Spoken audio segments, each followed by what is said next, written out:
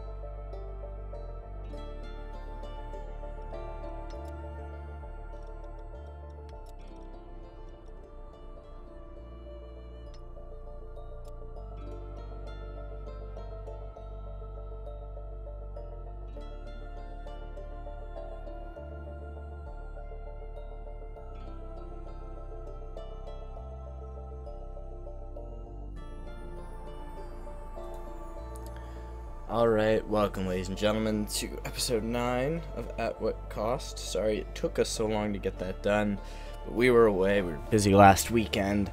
I'm TheSource. It was so much fun. I'm TheSource. Sorry to Joining interrupt me is your Azaraki intro. Dragon. It's alright, I interrupt times. you all the time. It's fine. But yeah, it's fine. It's good. When we're casting, it's at least funny, I guess. I hope it's funny while we're casting. Otherwise, that would kind of suck, wouldn't it? Yeah, I mean, it's worse when we're not casting, when we're just doing stuff. But that's just, I interrupt everyone. It's just one of those things I kind of do. Alright, so yeah, last week was awesome. We managed to cast a League of Legends event, got invited out to Kineticon to do that, and that was a lot of fun. Met some awesome people, and one guy who recognized us from At What Cost. He's awesome. I figured you'd have a follow-up or something. I spaced. I completely spaced. I looked at something and I spaced. I was talking about the NVIDIA 3D guy. Yeah, WinVidia 3D. Which I don't know why why that's his name, but no, it's WinVidia 3D. WinVidia. Okay, WinVidia that makes so much more sense. Yeah, no, that was cool to actually meet someone in person who knew the show. And yeah, unfortunately he recognized me, not Aza. That still hurts Aza a little bit inside. But it'll be okay. Well, yeah, Bronze tried to comfort me by saying, "Well, you're not the one who's on camera, exactly. so people can't recognize you by face." We're gonna be editing that as soon as that goddamn overlay gets finished. Also, unfortunately, we were supposed to have Glorified from Vex Gaming on the show today, but the Vex Gaming house is apparently in some sort of maelstrom right now. There's a thunderstorm in the area, and it's been knocking out their connection, so he was supposed to come on, but we'll get him on another episode. This would have been a good one, because today we're going to talk a little bit about competitive play. If you guys didn't know, there are Dawngate tournaments. There's the DGSL and the Sick Note Invitational, number 5, which happened over the weekend. We'll actually be putting out a cast sometime in the last week of either the finals, which if you guys are really interested in competitive play, go check out the subreddit and look at Spinal Dash's post. He actually has highlighted a couple of really great moments from that, put up the VOD of it, in a little bit more of a nice condensed form for people to take a look at and learn from it, and that was really, really cool. I'm actually going to be going through those at some point in the next day or two for us to set up for our next cast. But in the meantime, we're going to talk about a DGSL match, which happened 2 weekends ago, and sort of. Yeah, it was this weekend is still going on, so you could say last weekend, and it would still make sense. Last weekend there was a DGSL tournament, DGSL number 4. We casted and put out a cast of that game, but we decided, let's take another look at competitive play, and we're just gonna, just talk about this game. We're not gonna be casting it. It's not as much in the moment. There's not me trying to flip back and forth between our cracked out spectator mode thing that we've put together. So we're just gonna go through the match so that you guys can go back and look at the cast if you guys are interested, but we thought we'd do a little bit more of an in-depth analysis of it. Oh, and Mr. Henzo, there is actually speedrunning races for Super Mario Sunshine. So that I feel like that's as close as you can get to competitive Super Mario Sunshine, but it is a thing, kind of. Competitive I like the Super Mario speedrunning community. Sunshine speedrunning for MLG, totally a thing. Speedrunning is so cool. If you're a speedrunner, kudos. Also in the speedrunning love. Either way, let's start the video in 3, 2, 1. And I'll swap over scene. Yeah, there we go. So scene should be good. So yeah. 1 mil for $2. WowGold.ru. Yeah, that WoW Gold. So this was a match between BOB and Where's Para, who's actually the ones who were in the finals of the Sick Note tournament, which we'll cast sometime later this week. So you've got Tulse on dibs. They also have a, god damn it, too quick. There's an Asherbell Renzo, and then 2 others. Asherbell Renzo, Varion, and Moya. So a lot of good poke on this team. A lot of really good ranged engagement. They can actually start their fights from a little ways away with the combination of Renzo ultimate and Moya dash.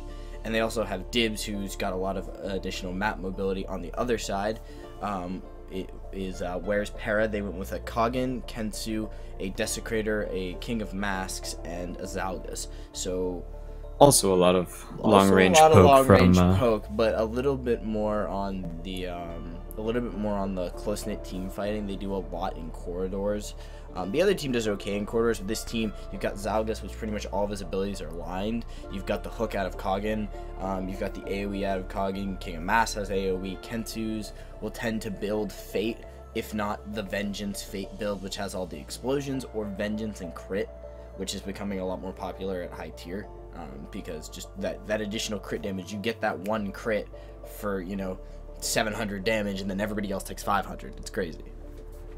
Yeah, it's a really great build, and unfortunately, again, we can't really see what these guys are going to end up building unless they're the ones on stream, so a little bit sorry about that, but nothing we can really do about it. But as you said, where's Para going for a little bit more in terms of...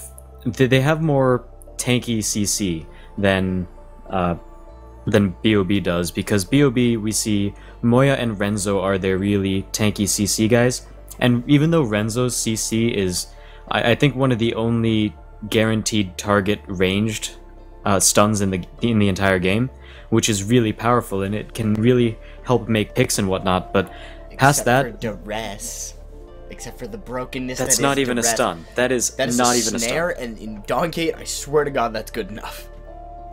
It is pretty good, but either way, they look to be doing a little bit more in terms of the damage, fighting all around bruisery sort of style, and you can definitely tell that with Moya. Moya is a very high mobility shaper, so Moya's job is not to be standing in one place and sort of CCing people. He's going to be trying to dive into the back line, CC people back there, bring someone over to the front, and a lot of stuff like that. BOB also has a really high mobility comp.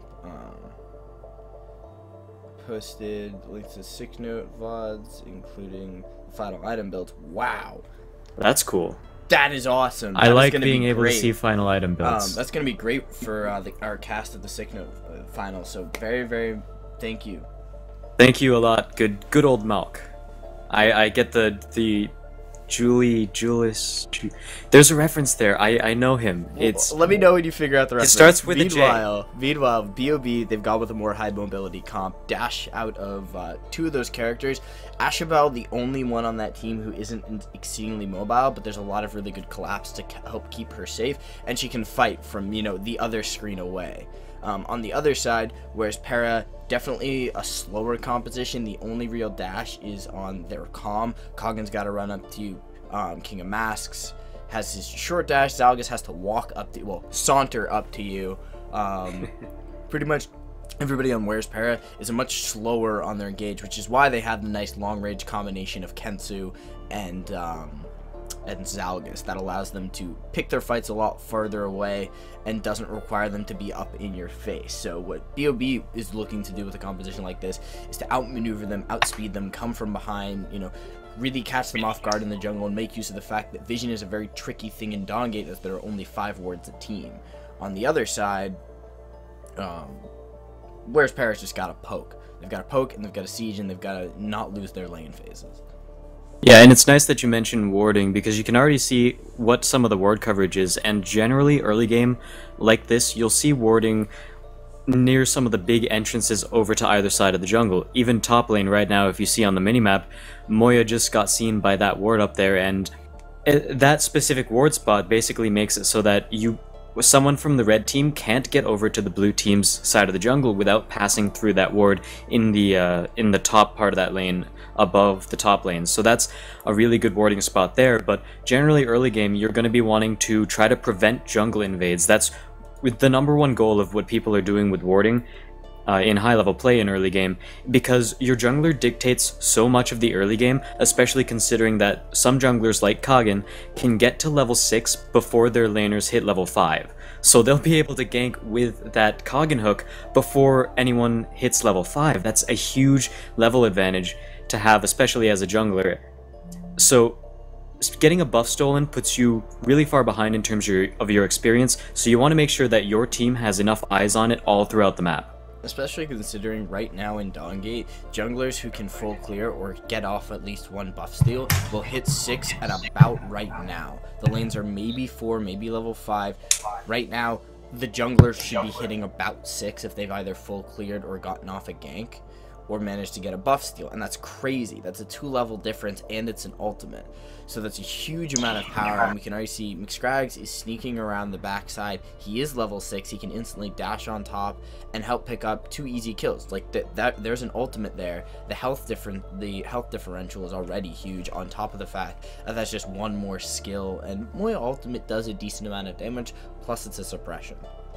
Yeah, there are a few things to talk about there. First of all, I like how BOB's bot lane really pushed out when that was about to happen. They pushed the wave, you know, about 20-30 seconds before Moya was on his way. So, you know, Moya is taking his power, he's clearing the bottom half of the jungle, and then during that time, BOB's bot lane pushes out so that the Where's Para, they're completely under tower, minions are tanking the tower, which is another really important aspect of that dive, and I touched on this while we were casting the actual game, but it doesn't hurt to do it again.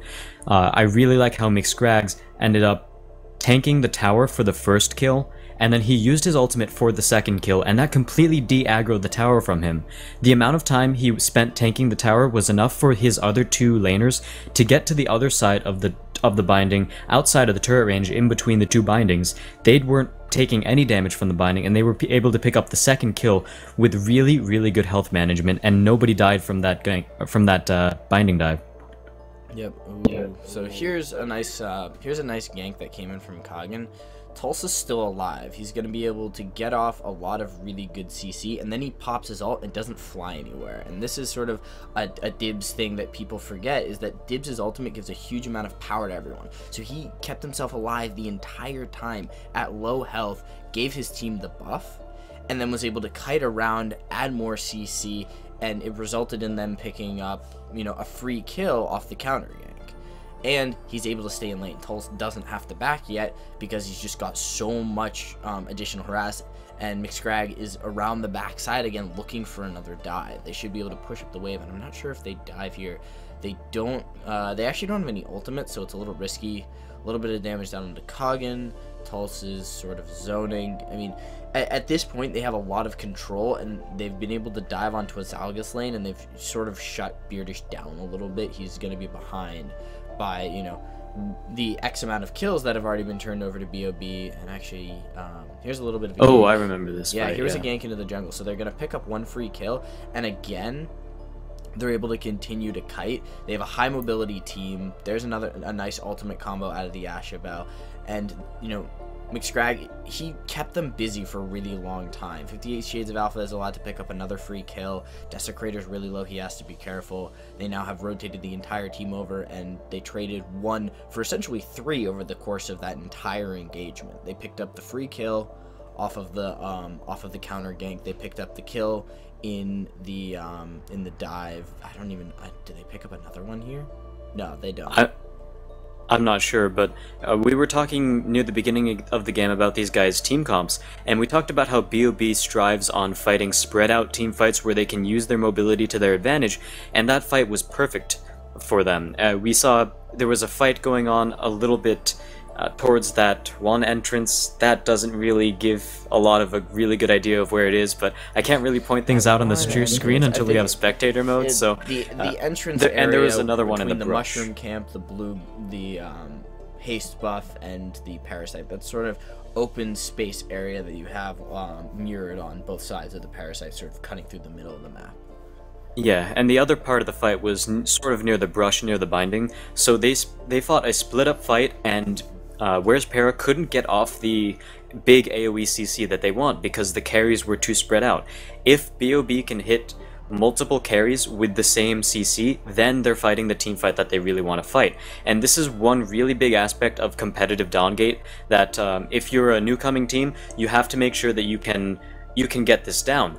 Basically, it's not just good enough to have a good comp, you have to play towards the strengths of your comp, and BOB did that really, really well right here by making sure that they abused their high mobility and didn't get caught out in or didn't have multiple members of their team get caught out in one of the big AoE spells from Where's Para, and part of that is also knowing what Where's Para's comp wants to do and not letting them do that.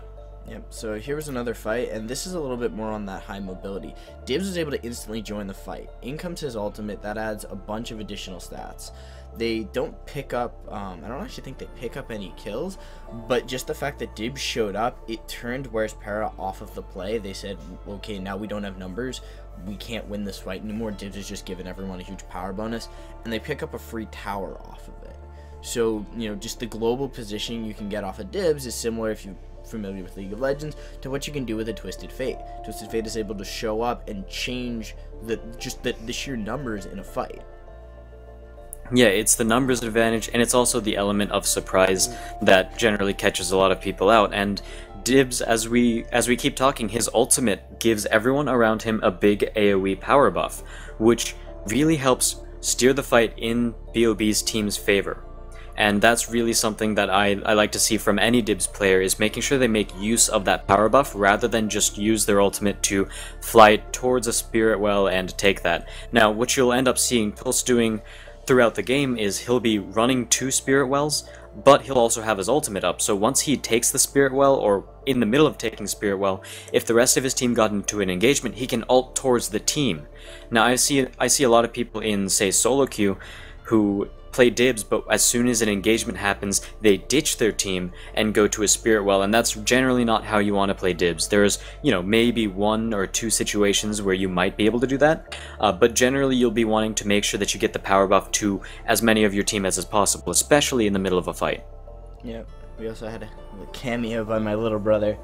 Came in to tell me that dinner was ready. Probably have to go get dinner. I'll get dinner later. It's not important. Yeah, you get dinner later. Dinner, food. Who needs food? Food's for scrubs. But we have like Dawngate. The second we or third time Dawngate. he's like come in and watch me while I'm doing a stream or a show. Either way, yes, Dibs mobility is good, and people need to be more aware of how the mobility can be used, and also just the fact that ultimate is just like free stats. Just anything that is free stats for your team is just insanely useful. So yeah. Also, I think you should give a nickname to your little brother, because you know how DJ Wheat calls his kid Mini Wheat. He's that's bad, and Aki's my little brother. He's my stepbrother, but no, that's bad. Anyways, here's but we do see the power of Moya. We do see the power of Moya. He was able to take a tank essentially out of the fight. Didn't matter. And again, we see Tulsa moving forward with that ultimate, keeping the aura around his teammates who are fighting. Like, why would I go to the other side of the map when I can just result in my team getting... What are the ratios on Dibs's ultimate? I don't even remember. Ultimate? I'm not too sure myself, but one thing I definitely want to talk about is that if you're coming from a different game, say League of Legends, to Dawngate, one of the biggest differences, especially if you want to be playing competitive play, again, if you're a new team, make sure you try to get this down, but focus is rather different in Dawngate, because right there you saw that Moya made a pick on Kagen, basically the tankiest member of Where's Para's team, but that was the right decision at the time. First of all, tanks do a lot more damage in Dawngate than they do in, say, League of Legends, but second, that's a lot of CC, and so far with the Shapers that have been released, CC tanks have been full CC, like they get a ton of CC. Kagen has a slow, a stun, and his ultimate hook. Reyna, like you said, she's got a slow, she's got a knockback, and she's got a gigantic AoE hammer initiate that moves really fast. Desecrator has knock up, silence, slow, and snare. There are so many. Any Dawngate Shaper that's designed to be a tank has so much CC, and picking them off at the beginning of the fight basically makes sure that your team doesn't get locked up as much as they would in a normal fight. And when you have Shapers like Ashabel or Varion, that's really important, especially for Ashabel, because Ashabel doesn't have her own escapes, so if Kagen were to come charging in with Blitz, she would be CC'd, no doubt. But if Kagen is taken out of the fight, she now has free reign. So focusing in Dawngate, you have to wrap your mind around what is actually the priority target that you want to hit. And part of the reason that they did go on to Kagen right there was because he was farther away from the rest of his team, but you also have to consider that Mixgrag did not save his ultimate for the later engagement. He used it right there to take him 100% out of the fight from the beginning. Oh, and I did finally pull up the values on the bonus power aura. It's 25, 35, and 45. That is a lot of additional power you just give to everyone. That's like what? 2 aggressions of power. Well, aggressions probably an entire not a rage good worth of power. I don't know if those items are the best because they also have defense penetration. Yeah, but rage is 45, but so yeah, that's an entire rage worth of just the raw power stat. Here we see Moya, being a Moya, sneaking around, drawing the Kagen, and you know, there again, you know, you can see the value of the amount of CC that they have. He again pulls a tank up into the air. He doesn't care. Zalgus right there could have had a really good combination, but his entire back line left him. If they had maybe stayed, Zalgus could have possibly gotten a reset there. There was the potential there for a multiple Zalgus laser, and they kept on backing up, especially the Desecrator, who's supposed to be a tank. He was one of the first ones out of there. And yeah, the call was probably get the hell out.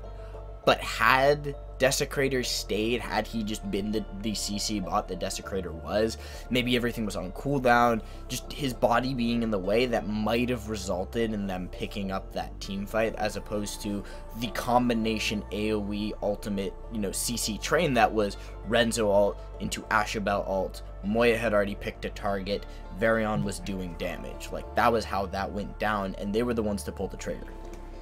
Yeah, and one thing I didn't actually notice before, but Renzo really complements the rest of the team comp for BOB. His ultimate not only knocks up, but you also have to remember it knocks people back as well. So it sort of pops everyone outwards, if that makes sense. It doesn't necessarily knock everyone the same direction, but people who are on one side of the... Yeah, it's basically, if you're on one side of the circle, you're going farther away in that direction.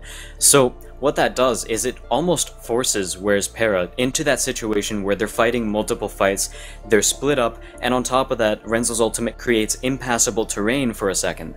And that also helps split up the team fights and make sure that BOB can get that high mobility team fight that they want to do, where Moya's often soloing someone, where Varian is kiting around with his progress gate and the haste bonus he gets from his E, and Ashabel's just being Ashabel, staying at really long range and poking down whoever comes close to her. There's a lot of really good synergy right there, and it just goes to show that team comps can go a little bit farther than what you can see at the surface, and really good, basically pick ban phase for BOB in this game.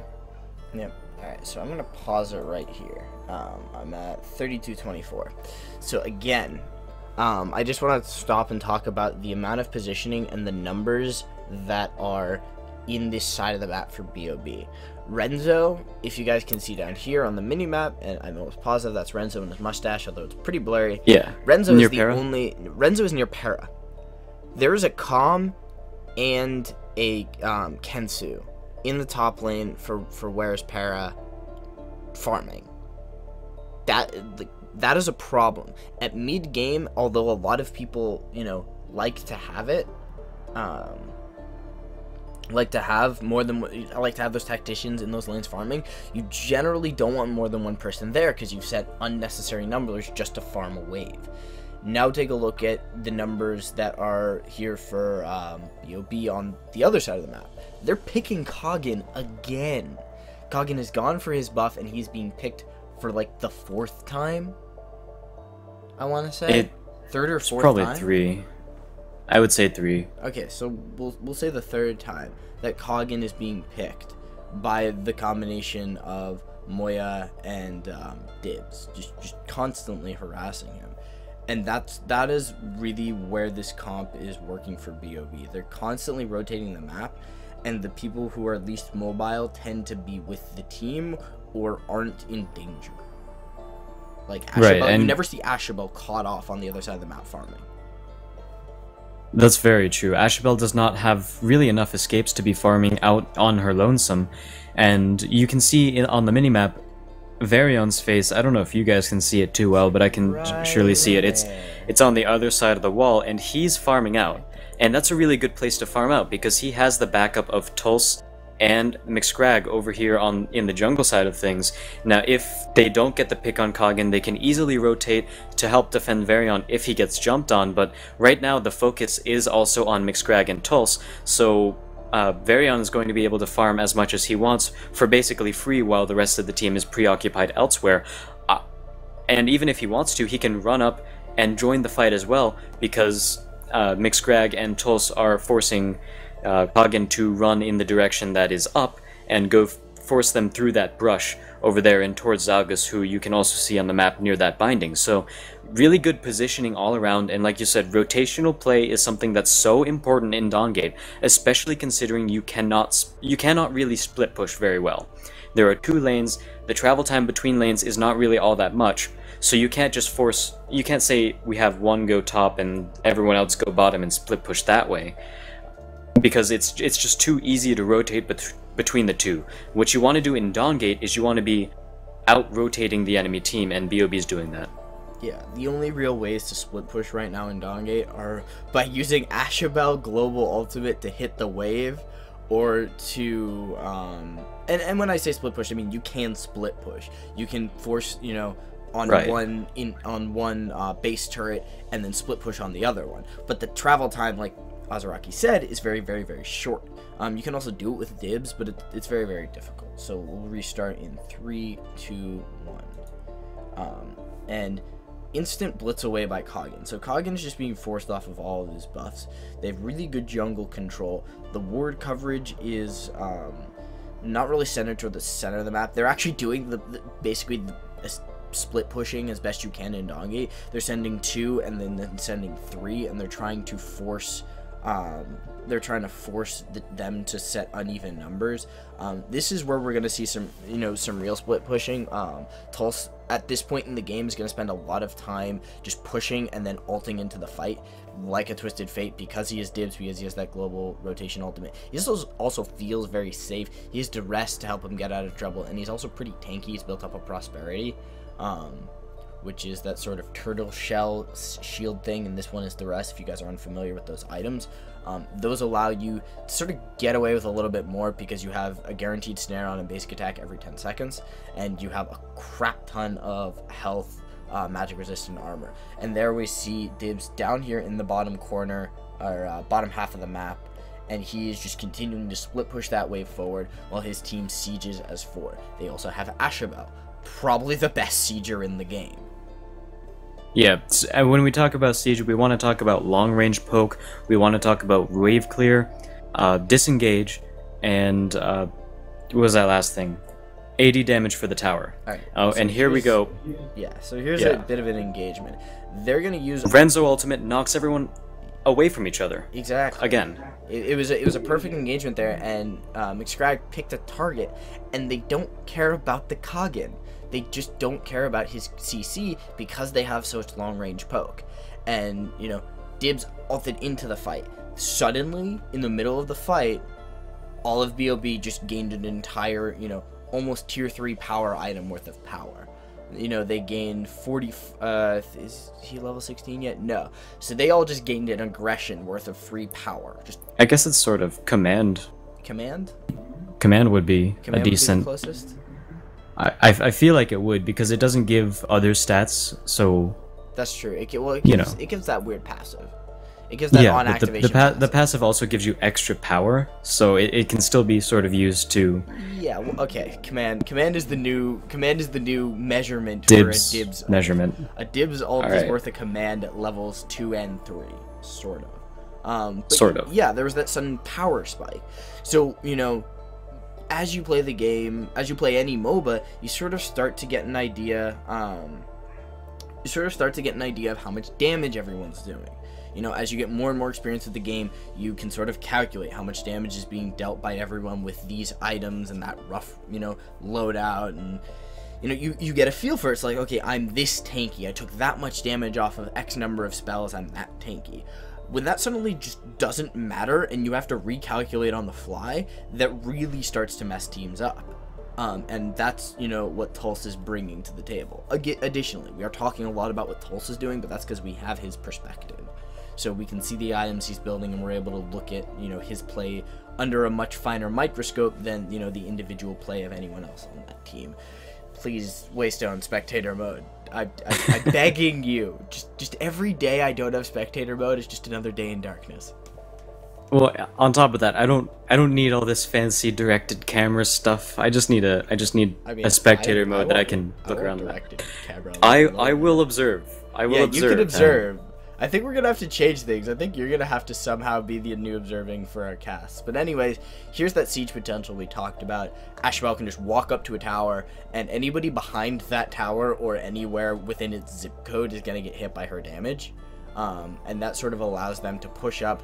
And they're also pretty far ahead. There's so much damage onto a Kensu, and most of that came out of Dibs and a Moya. Varion is putting out a lot of good damage. He'll pick up that kill off of getting his ultimate down, which, you know, is a dot. Getting an ultimate onto a low health target is going to either kill them or force them out of the fight. It also forces the team to spread up, which is another thing that BOB's comp really wants. They want everybody split up so they can make use of mobility, and they can make use of pick potential off of Moya, the duress on Dibs, and the instant stun off of Renzo. Yeah, and way back before, when BOB was sieging the tower, they got initiated on, but as we said, counter-initiate or disengage is something that's really important for any team that wants to be sieging, and we saw multiple times where Renzo is a good option in order to disengage, and Utsi Tutsi, a little bit ham right there, but they're still going to be able to pick up the tower. But yeah, if anyone wants to engage, Renzo's got his ultimate, and it basically spreads everyone out, stops the engagement, and splits up the rest of the team so that they can all focus their efforts on one person before the rest of the team can sort of come and catch back up to whoever got caught out. Yeah, Mr. Mitz, it is a very strong competitive pick, and we actually haven't gotten to see that much competitive play per patch. We've gotten maybe 1 to 2 tournaments per patch, so it's tricky. A lot of the teams do show their scrims. Here is a good example of what Paris Comp needed to do. They really needed to be able to pick single targets. And here's one of the few times a Dibs ultimate is worth you ulting. Like, to a tower. That, like, non-team fight. He almost got that tower. Zalgus was up, but, like, that is objective control for a Dibs ultimate. Going for a Spirit Well tends not to be worth it. You know, people tend to do that. It's generally not worth the amount of Vim gained. And they're still going to get that tower anyway. He did enough damage that in the combination with the pushing Striders, they picked up that free tower. But yeah, we haven't seen a lot of competitive play on per patch. We haven't been able to get that many tournaments. So I think once we see more of it, we may be able to find out if Dibs is just that perfect competitive pick. I think once we go over the VODs of the Sick Note tournament and we put out that cast, we'll be, you know, if we see more Dibs, that may be, you know, a more viable, you know, definitely more viable pick. He's not that great in solo queue because you need coordination, but, you know, I think if we can watch more scrims and we can get more tournaments going on and there are more competitive teams, we'll flesh out a better competitive meta. I'm curious though. I'd like to, you know, I'm going to be watching the Sick Note VODs to see whether or not Dibs was a priority pick or ban. Yeah, and this sort of play, in order to make Dibs working competitive, you need to be able to have good team communication, because that's a really big part of it. If you decide to Dibs ult into a fight, but your team wants to disengage that fight, that's miscommunication, and it will almost waste the Dibs ultimate unless Dibs is needed in order to disengage, which he's got some pretty good spells for disengaging. He's got speed buff and a knockback, but outside of that, it doesn't really benefit the rest of his team to have that power buff if they were already going to disengage anyways. So, and on top of that, Dibs is really decision-making oriented. He's not one of those shapers that can easily just 1v whatever someone, unless he builds full damage, in which case he might be able to, but because he's got really good scaling actually. But that's beside the point. A lot of what Dibs does is reliant on teammates. So that's why you don't really see him as often in high-tier solo queue than you do in competitive play, and I do think his kit just lends itself well to competitive play. As you said, it brings a lot to it. He offers a lot to a team that you can't really get elsewhere. And I was talking earlier about how hard it is to split push. Dibs sort of just blows that out of the water. Dibs can split push. Not many other shapers can. There's a very small amount that can. And there we go, Blink Initiate from Mixgrag, and that's going to lead into the Renzo ultimate, which is going to knock everyone around, disperse them, and here goes the basically I paused for a second. Split up team fight. Okay. I paused for a second because this was a key moment that is just. I know we're singing Tulsa's praises, like, in the Dibs play. Watch this play. There's a Zalgus ultimate charging. I'm gonna restart the video in 3, 2, 1. That knockback, that slight knockback, just destroyed British's attempt to jump into the back line and pick up a bunch of kills. He almost did it. He almost jumped into the back line and sniped the Ashabao, and Dibs was just in the way. And it set everything off course. He didn't get off the ultimate. He didn't pick up the reset, and that's actually going to result in this game ending in favor of BOB. They're able to continue to push through, and I think there might have been too much magic damage, all in all, on the side of Where's Para, because of the fact that Moya can build very, very good magic defense items. He can build things like mobility, or not mobility, stability, as well as momentum. Those are really great items. You also take a look at Dibs. He's got himself a betrayal. That was a really easy pickup for him. I'm actually gonna pause the game here so we're not just chilling on a blank screen. There are just a lot of good magic resist items that can be built by a lot of the people on this team. Moya can pick up a betrayal as well. Renzo will probably have a stability. Ashabel can pick up either a valor, or, well, she'll probably wind up picking up an oppression if she really needs one. So there's a lot of really good ways to stop the damage coming out of Where's Para. Additionally, Where's Para is a very slow team composition, and that's very, very hard against, obviously, a high mobility team composition. You just get outmaneuvered. And Where's Para still did a good job of playing towards their comp. They were doing a really good job of, near the late game anyway, of sticking together and trying to just tank up the line. However, BOB had the shaper picks in order to just say, no, you're not allowed to do that. Renzo's ultimate, for example, Dibs' knockback, those are both really, really good, and also the ultimate from Moya.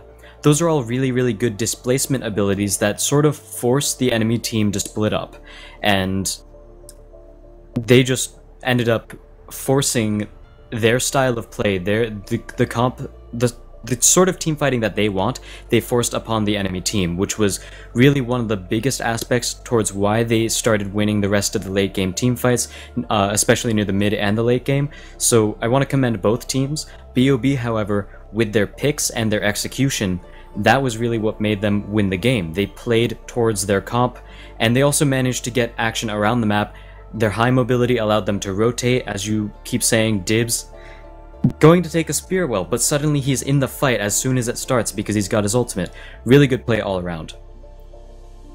Yes, the map pressure that Dibs puts down is very, very strong. Actually, way back, and when I say way back, I mean way back in the closed beta, before we hit open beta, back in the dark ages of Dawngate, where we had Dawngate maybe 2 to 3 days a week.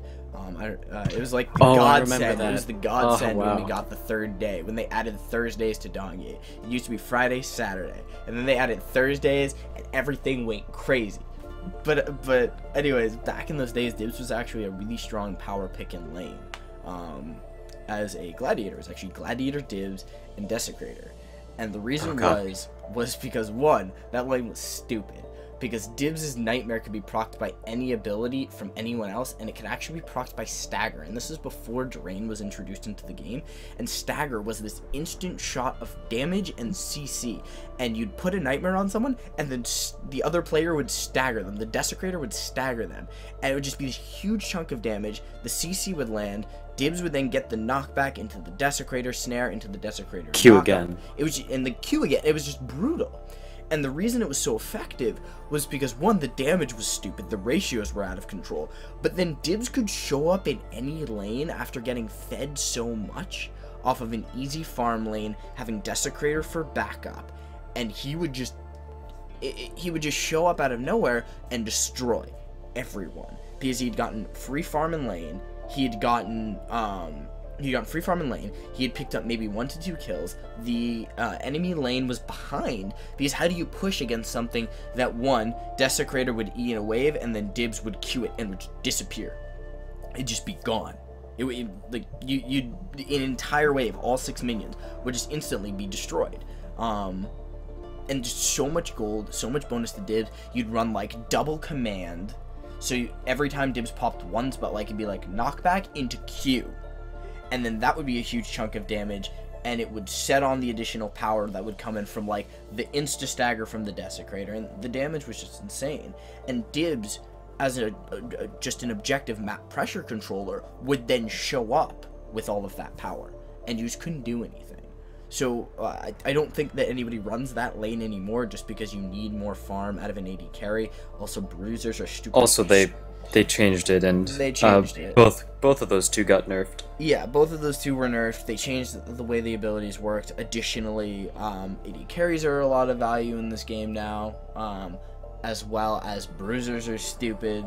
This is the Bruiser Gate right now. Bruisers got nerfed in the last patch, and we're seeing a little bit more of a drawback. Bruisers are still stupid strong in Dawngate. Never forget that. Double Bruiser, at least having one in a lane, is just crazy.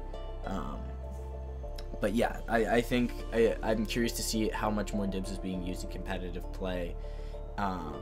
Although I'm glad that now he's seeing use for his utility rather than his damage. Yeah, it's always good to see. His ratios are still a little stupid. They're still pretty good. But you're not building full tank, full damage Dibs. As we saw, Tulsa's first item was Prosperity, followed up by Duress. Stupid. That's not really any damage. That's more so just, first of all, tankiness from Prosperity. Good all-around tank item. If you get it early in the game, late game, you end up getting... Most tacticians can build it fairly easily. Yeah. 40 or 50 of each resistance and a big chunk of health. And then Duress gives you extra CC, more utility, and also with that, a huge chunk of haste, and that'll help him reset his cooldowns a bit. Apparently everyone's coming into my room today. Cameo for my brother and one of my sisters. Your food's ready. Yeah, my food's ready. But yeah, I think other interesting things we'll see coming into competitive play is Basco will no longer be banned going into the next tournament. I think he was globally banned in DGSL. I think he was globally banned in Sick Note, but I'm going to double check that before we do the Cast the Sick Note finals. But I think it'll be interesting to see what happens when we add Basco to competitive play, because a lot of teams were like, this guy's broken, he can't be stopped. Then everyone gave it a little bit of time. They were like, okay, we can handle him if he doesn't get ahead, because if he's ahead, he's still broken. Waystone then nerfed some of his damage and his base damage and a little bit of his ratios, and I'm curious to see whether or not Basco is still broken, whether or not the nerfs were enough, or whether or not people have figured out that with those nerfs, the strategies of how to kite him and the picks that were necessary to kite him, the big picks that were necessary to deal with Basco were Reyna and Kensu were some of the ones I was hearing about. Reyna because she can knock him mid-dash, she can push him back, and Kensu because Kensu is the god of kite. So I'm curious to see what other picks will be instituted to deal with Basco coming into competitive play. Yeah, and one of the hardest parts about Basco is that if you split up, Basco still does fine. Basco has a lot of single target damage because his Q has a really short cooldown, and so if he keeps spamming his spells, that's completely fine with him. So he's in a weird situation right now. I want to see a little bit more time pass by and see where he goes, because at the moment his late game, unless he goes full tank, is very squishy. So it can certainly be stopped if it gets to late game, but his early game and mid game are still really powerful, especially if he gets fed in the early game off of a few kills. So it'll be interesting to see where he's at. He might just stay in that niche of really good early, really good mid game, tapers off late game unless you get fed. Although that still might be a little bit too much. We'll just have to see how the rest of the teams handle the recent nerfs to Basco. I think another thing to consider is what happens when we get those proper reset comps, with the combination of things like Basco Zalgus or Basco Kindra or Basco Zalgus Kindra. I wouldn't put all three on a team, because at that point you've put two positions to mages, one of which is going to be a tactician, and that's probably Zalgus, and he's stupid immobile, as opposed to things like Calm Tactician, which is stupid mobile. So, let's see. Though I shut down Basco, and team's getting rid of Duress. Yes, Duress! I want to talk a little bit about Duress before we close up the show. Duress is broken. I don't care when anybody says that item is so strong. And that is actually one of the ways that people were saying they dealt with Basco. They were saying they had Duress, they had Calm, they had Reyna. Knockback, lock him in place, kite him for days. Were the three real ways to handle Basco. Because if he's not jumping and jumping and jumping on your carries and resetting with that Kratos ultimate of his, he's really just your average tank, or, your average bruiser for the most part. It's, his insanity comes down. Desecrator is also a good option, but I think Desecrator is a little too, point and shoot to deal with him. I think Desecrator... Also, Basco's got some good short-range mobility on his Q and his E, so it's a little bit easier to dodge Desecrator. Whereas Reyna, so long as he doesn't get too close to Desecrator, because Desecrator's Q can probably land on Basco really easily, but as long as he stays far enough away from Desecrator, he should not have too much of a problem if he can, see the particles on the ground that leads to Desecrator's snare, and he has a Q up every 2.5 seconds, so that's not too much of a problem there. So fighting in minion waves helps him. Yeah, definitely. I think Desi can do the job if he's really good at those skill shots, because of Basco's insane mobility and sort of kiting around him. Rotating around a Desecrator is not that hard if you're high enough mobility, which is one of the things that makes Basco. So, but yes, Duress. Duress is one of the best ways to handle Basco, and Duress is just a stupid item, because it is a free crowd control. Not slow. Not like this, not like Iceborne Gauntlet, not like Inevitability. Slow is just the way weakest. You said that. Yes, well, that was the point. Slow is the weakest form of crowd control in any game. And when I say that in the sense that almost every other kind of crowd control can help guarantee a kill, whereas slow you have a better chance of getting away from. Okay, I'll retract that statement. It's not the weakest, but right now it's not the strongest form in Dawngate. There are so many more knockbacks, knockups, and stuns and snares in Dawngate that slow is useful. It's what makes Kensu insanely strong. But it is not as strong. Inevitability is not as much value, because it requires multiple basic attacks, as hitting someone with an instant 1-second snare off a Duress. Well, the other thing about that is that if you take a slow for, say, 1 second, and a snare for 1 second, that's huge.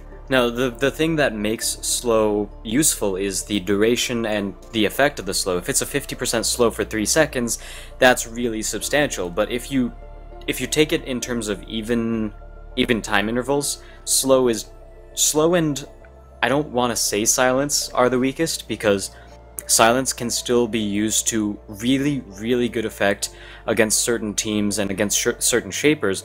I'd say silence is much more of a niche than slow is. I put silence and slow in this. They are the weakest in the sense that there's a reason they're not called hard CC. Exactly. They're soft CC. Their immediate value, they don't have intrinsic value in the action of using them. You need to be able to follow up upon a silence and a slow to make them as effective as a snare or a stun or a knockback or a knockup. Anything that stops them from being able to act in entirety is stronger. Granted, a snare is like in that middle zone. You've got slow and silence in the lowest category. You've got the middle zone of snare, And then you have knockback, knock up, and stun, and fear.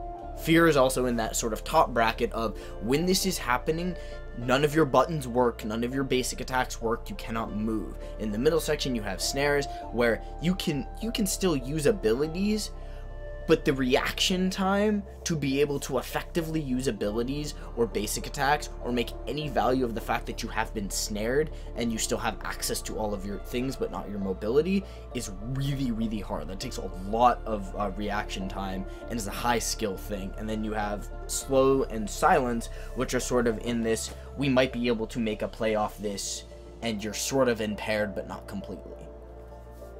Yeah.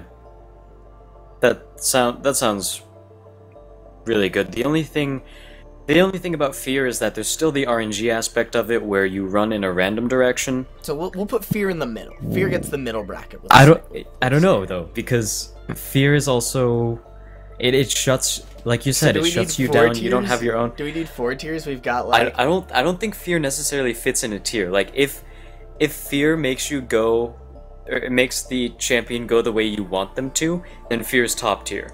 If it makes the champion run away from what's productive, or if the fear makes the person dodge a skill shot, like the things that go on with knockbacks, you can determine which way the knockbacks go. Not when you're getting flashed, not when people are flashing your. But at that point, it comes down to player skill. Like if they flash your Petrus punch, that's part of their player doing a good job predicting your punch and reacting to it. With fear, it's either, you have a 50% chance to run this way or a 50% chance to run that way. Or then we have flips. There's also flips. You have a 50% chance for it to be broken. I feel like those are knockbacks.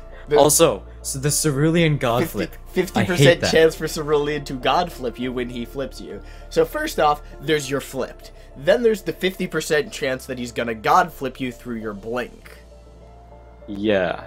If the animation is sort of starting as you blink, the flip will still go through, and it actually sends you behind Cerulean the same amount of distance that you were ahead of him. Yeah. So blinking Super away flip. from Cerulean flip could be more detrimental than just letting him flip you because of the Cerulean God flip. So please, I want to see that not happen anymore. Waystone, please. Also, beware the God flip is I think what we'll end on. So, thank you guys for watching. If you guys have any parting questions, do it while I sort of outro a little bit. There's about a 30-second-ish delay on the stream. Also, we'll add some questions or say stuff into the chat. Thank you guys for watching. We should sometime next week be bringing you guys what was essentially the rematch between B.O.B. and Where's Para. If you guys really want to hear our cast fresh without seeing anything, don't watch the VODs. If you guys don't care, go check out the VODs. Go learn from more of the competitive play. We'll cast it either way. So we'll be casting the finals of Where's Para and B.O.B., assuming I can get my hands on the right VODs. Hopefully compliments of Spinal Dash and who was it? It was God. It's good old Malk. Good old Malk. Hopefully with their assistance, I'll be able to get us all the information necessary. We'll throw together. You guys are doing a credit to your nation. Yes, you guys are a credit to the competitive Dawngate scene, and we as casters and people who like to talk about Dawngate endlessly, thank you. On that note, if Junkai, you're the hero we deserve and want. Was busy doing it's all right, Junkai. Again, the VOD will always go up.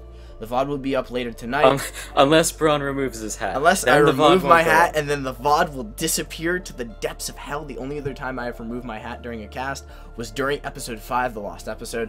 So Junkai, no need to worry. We'll have the VOD up later, sometime during the night. You guys can check it out, and we'll see you guys, I think, on Thursday, but don't quote me on it, for our cast of the Sick Note 5 Invitational Finals. And we'll be here on this channel. If you guys haven't followed the channel, we've actually moved to the Surreal channel because we are some of the founding members of Surreal, which is why we're here. So yes, we're not selling out or anything. There's no man that can. Good old Malk is editing some of the stuff in the list, so I will be trolling the Reddit to get my hands on all that information as well as the stuff put up for sure. And yeah, so don't worry about us changing anything about At What Cost. Like Braun said, we are co-founders and co-owners of Surreal Gaming, so there's no man to tell us what to do about our show. There's no one who can... Man. We are the man. We the man. listen You're to only fighting ourselves. me. I'm the production manager, so no one's gonna tell me, hey, you need to change At What Cost to do this actually, to make the company better. If you, it's all me. If you could actually post that in the chat, that'd be really cool. Because I can't find it on the Reddit, even though I'm a little bit of a derp. In other words, he's lazy. I'm lazy. I'm lazy. If you could throw that in, if you could throw that in there, because I'm gonna like set it all up and set the VOD to upload, and I'm gonna go eat something.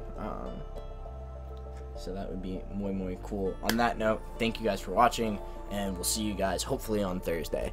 Make sure to check the Reddit, follow the channel, and follow At What Cost and the rest of our other content. Awesome. Go to Malcolm Jukai. I keep calling you Junkai because I kept thinking that was an N, but it is an H. Double wrecked. Tyrannosaurus wrecked. And actually, we'll be putting up, speaking of Tyrannosaurus wrecked, another random side note, the League of Legends tournament that we casted at Kineticon, which is why episode 9 was delayed an extra week. We'll be throwing up probably a cool little hype video of me yelling about snipes and some other cool casting, so you guys can see us in our actual element, what we're used to doing, as we try and transfer that to Dawngate.